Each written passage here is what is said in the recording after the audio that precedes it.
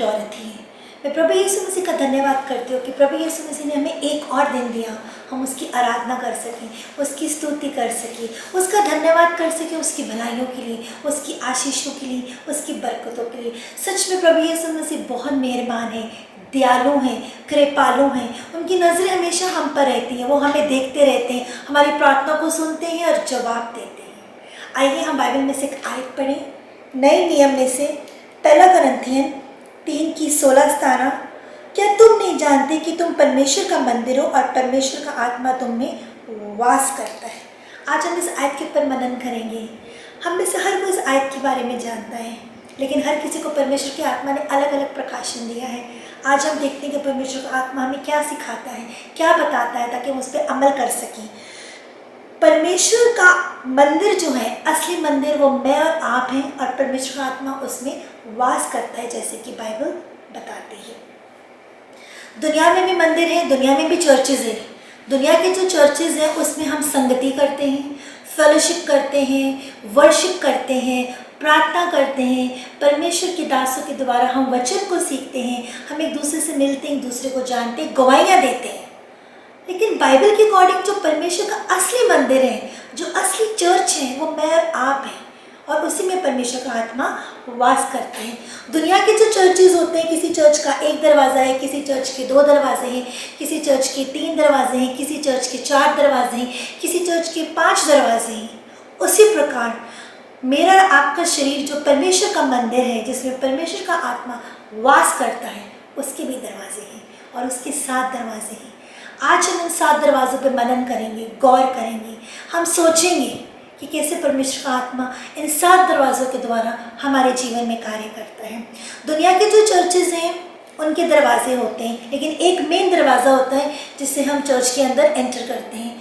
और अगर वो एक मेन दरवाज़ा गंदा हो, पत्ते हों, कीचड़ हो, गंदगी हो, गारा हो, गंदा पानी हो, क्या हम चर्च के अंदर आसानी से प्रवेश कर सकेंगे?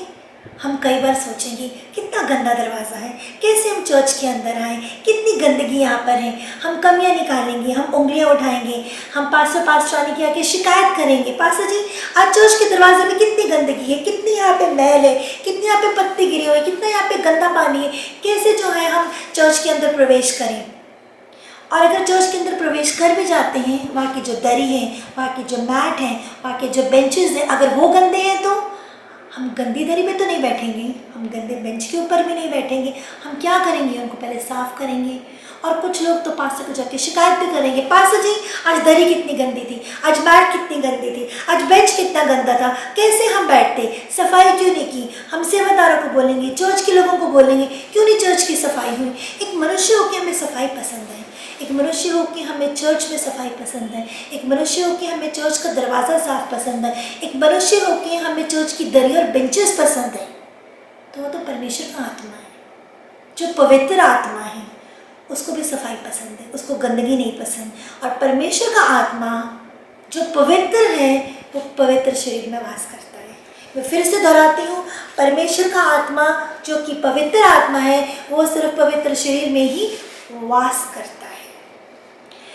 एक चर्च में, एक दुनियावी चर्च में हम कितनी कमियां निकालनी शुरू कर देते हैं। ये साफ़ होना चाहिए, यहाँ से साफ़ होना चाहिए, ये ऐसे सेट होना चाहिए, ये ऐसी पोजीशन होनी चाहिए। हम कंप्लेंट्स पे कंप्लेंट्स करना शुरू कर देते हैं। और जो असली मंदिर जो मैं और आप हैं, जिसमें परमेश्वर का आत्मा वास करता है और जिसके 7 दरवाजे हैं, आज हम 7 दरवाज़ों को देखते हैं वो कितने साफ़ हैं। क्या सच में परमेश्वर का आत्मा उसमें भरपूरी से कार्य कर रहा है कि नहीं कर रहा। जो 7 मेन दरवाजे हैं, जो कि मैं और आप परमेश्वर का मंदिर हैं, मुंह, आंखें, कान, दिल, दिमाग, हाथ और पैर, ये 7 मेन दरवाजे हैं। इन दरवाज़ों से परमेश्वर की महिमा होती है, इन दरवाज़ों से परमेश्वर की स्तुति होती है, इन दरवाज़ों से परमेश्वर की आराधना होती है। और इन दरवाज़ों से ऐसा क्या क्या होता है हम ये भी देखते हैं, जिससे हम खुद अनुमान लगा सकते हैं कि सच में परमेश्वर का आत्मा, ये जो मेरा शरीर है, ये जो मेरा मंदिर है परमेश्वर का, इसमें वास कर भी रहा है कि नहीं। पहला जो मेन दरवाज़ा वो मुंह है। इस मुंह से हम क्या करते हैं, हम वचन बोलते हैं, हम दुआ बोलते हैं, हम वर्शिप करते हैं, हम आराधना करते हैं, हम प्रचार करते हैं, हम अच्छी बातें बोलते हैं, और साथ ही ये जो मुंह है, इस मुंह से बुराई निकलती है, चुगलियाँ निकलती हैं, गंदी बातें निकलती हैं, नेगेटिव बातें निकलती हैं, शक निकलता है, और ऐसी ऐसी बातें निकलती हैं जो बाइबल और परमेश्वर के खिलाफ है। तो ये जो मेन दरवाज़ा है, जो परमेश्वर का जो असली मंदिर है, ये जो दरवाज़ा है, ये सोचने पे मजबूर हो गया है। यहाँ पे अच्छी बातें भी आ रही हैं, यहाँ पे बुरी बातें भी आ रही हैं, अच्छाई भी निकल रही है, बुराई भी निकल रही है। वो किस चीज़ पे ज़्यादा कंट्रोल रखें? और ये जो दरवाज़ा सोचने पे मजबूर हो गया है, अच्छाई भी हो रही है, बुराई भी हो रही है, जहाँ दोनों चीज़ें हो रही हैं, क्या परमेश्वर का आत्मा वह भरपूरी से काम कर सकता है? जहाँ अच्छाई और बुराई दोनों चल रही है, क्या 100% परमेश्वर का आत्मा वह काम कर सकता है? जहाँ अच्छाई और बुराई दोनों चल रही हैं, क्या परमेश्वर की ब्लेसिंग्स 100% हमारे जीवन में आ सकती है? एक सोचने का विषय है। हम मुँह से प्रभु की आराधना करते हैं और उसी मुँह से हम लोगों की बुराई करते हैं। हम मुँह से प्रभु की स्तुति और दुआ करते हैं और उसी मुँह से हम शक भी करते हैं। क्या ऐसे दरवाजे में परमेश्वर का आत्मा भरपूरी से कार्य करेगा?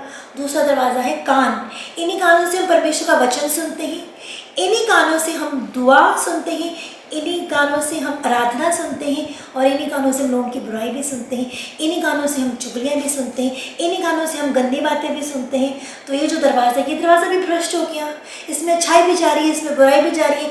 क्या परमेश्वर का आत्मा 100% इस दरवाजे के द्वारा काम करेगा? ये सोचने का विषय है। मेरा और आपका शरीर परमेश्वर का मंदिर है भाइयों बहनों, और वचन कहता है कि परमेश्वर का आत्मा वास करता है। परमेश्वर का आत्मा पवित्र आत्मा, और वो पवित्र शरीर में वास करता है। इसी मुंह से बुराई और अच्छाई निकल रही है, परमेश्वर का आत्मा कैसे 100% वास करेगा? इन्हीं कानों में अच्छाई और बुराई है, परमेश्वर का आत्मा कैसे 100% कार्य करेगा? फिर हमारी आंखें बहुत कुछ देखती हैं, अच्छा भी देखती हैं, बुरा भी देखती हैं। लालच भी आंखों के द्वारा आता है, पाप भी आंखों के द्वारा आता है। तो कैसे आंखों के द्वारा हम परमेश्वर की आराधना स्तुति कर सकते हैं? कैसे परमेश्वर का जो आत्मा है वो 100% आंखों के द्वारा काम कर सकता है? फिर हमारा दिल दिमाग आता है, हमारी चीज़ें देखती हैं, हमारी चीज़ें सोचती हैं, दिमाग में उल्टे पुल्टे विचार चलते हैं, मन में उल्टे पुल्टे विचार चलते हैं, दिल दिमाग में वचन भी जाता है, मन में वचन भी जाता है, लेकिन साथ ही उसने मेरे साथ ऐसे किया, मैं उसको नहीं छोड़ूंगी, मैं उसको नहीं छोड़ूंगा, उसने गलत किया है, उसने झूठ बोला है, उसने गद्दारी की है, उसने बेवफाई की है। ये विचार हमें कितने डिस्टर्ब परेशान करते हैं। उल्टे पुल्टे विचार हमारे दिमाग में आते हैं, उल्टी पुल्टी बातें हमारे दिमाग में आती हैं, नेगेटिविटी हमारे दिमाग में आती है, हमारी फीलिंग्स, हमारे मन में कड़वाहट आनी शुरू हो जाती है। ये कड़वाहट कहाँ से आती है? जो कि हम सोचते हैं, जो कि हम सुनते हैं, जो कि हम देखते हैं, जो कि हम माफ़ नहीं करते।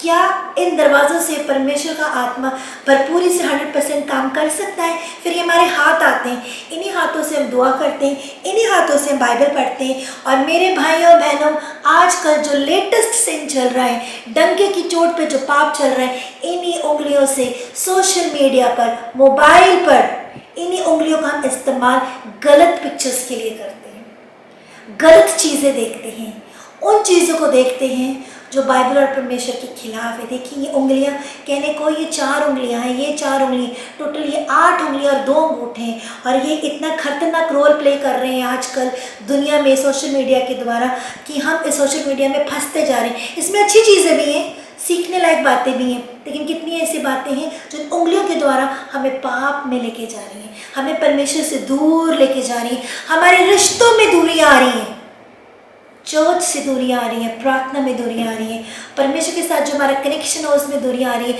पति पत्नी में दूरियाँ आ रही है, बच्चों और माँ बाप में दूरियाँ आ रही है, सिर्फ इन उंगलियों के द्वारा। ये जो हम मोबाइल पे, लैपटॉप पे, कंप्यूटर पे इतना हम जो गलत चीज़ों का इस्तेमाल कर रहे हैं, क्या इन्हीं हाथों से परमेश्वर की आराधना स्तुति हम बाइबल करते हैं? क्या इन्हीं हाथों के द्वारा परमेश्वर का आत्मा 100% कार्य करेगा? 100% परमेश्वर की स्तुति आराधना इन हाथों के द्वारा हो रही है क्या? फिर क्या आते हैं? हमारे पैर आते हैं। अक्सर मैं बहनों को एक चीज़ बोलती हूँ, हमें जब किसी की चुगली करनी होती है, हमें जब किसी की बुराई करनी होती है, हमारे पूरे जिस्म में दर्द हो रही हो, हमारी लातों में भी दर्द हो रही हो, लेकिन हम 4 घरों में जाके बोलते हैं उसने ऐसे कहा, उसने ये कहा, उसने वो कहा।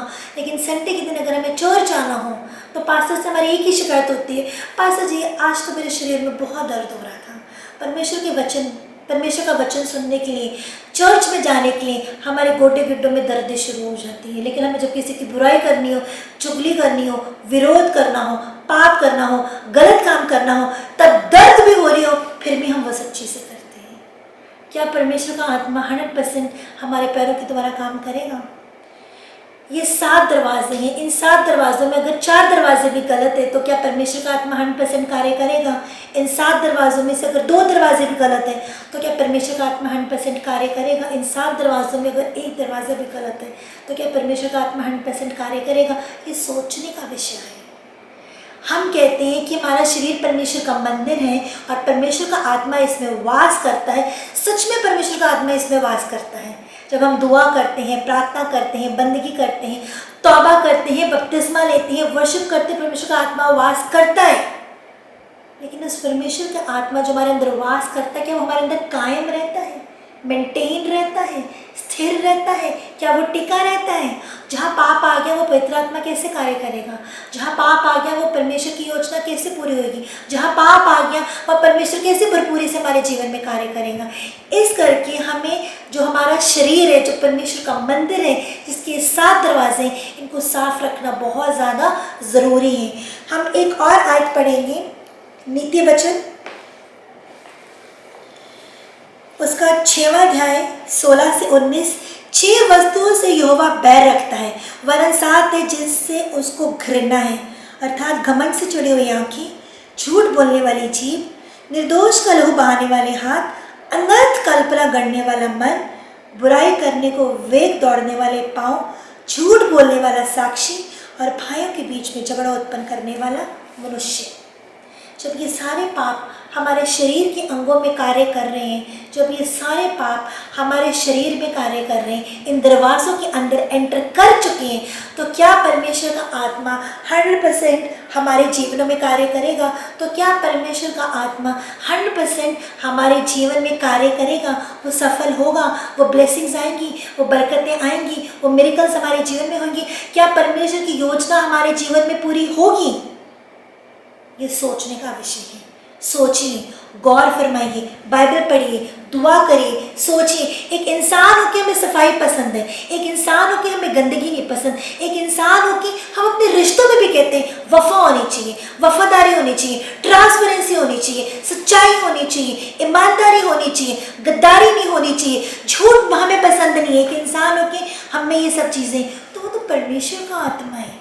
कैसा आत्मा है? जो पवित्र है, और वो सिर्फ और सिर्फ पवित्र शरीर में वास करता है।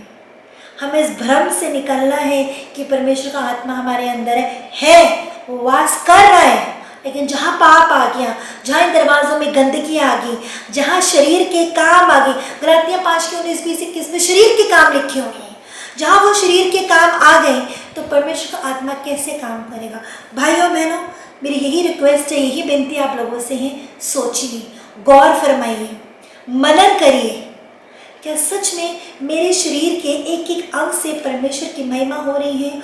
क्या सच में मेरे जीवन से परमेश्वर खुश है?